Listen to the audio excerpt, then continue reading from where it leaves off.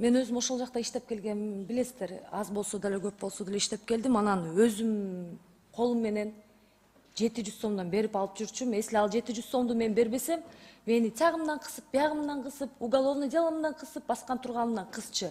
Бул ачык эле, буну жашыра албайбыз. Азыркы кезде дагы биздин сотрудниктер айтып атышат, жок жерден 700 сомдон бетме-бет газетасына мажбурлап беришет дейт. Нурбек Такабаевич туура эле айтты. Каалоосу менен берсе, өзү алып окуса деп атасыз да. Бирок бизде эмнегедир азыркы убакытта мен академияны бүткөнүмө мисалы 12 жыл болуп атса, 12 жылдан бери мен 12 жылдын ичинде 700 сомдон берип келдим ушул бүгүнкү убакка чейин.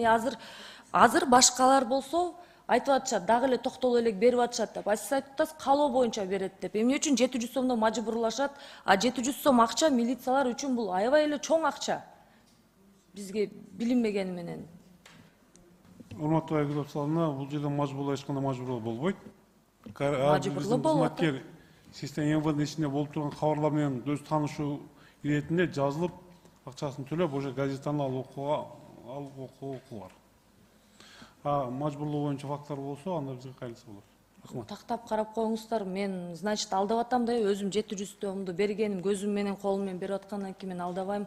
Аламедин ровдсында мен иштеген жерде ошол жыл сайын болуп келатат, башка ровдларды айтпай эле коеюн. Ал жакта да ошондой экен. 650 сомдон 700 сомго чейин чогултушат экен.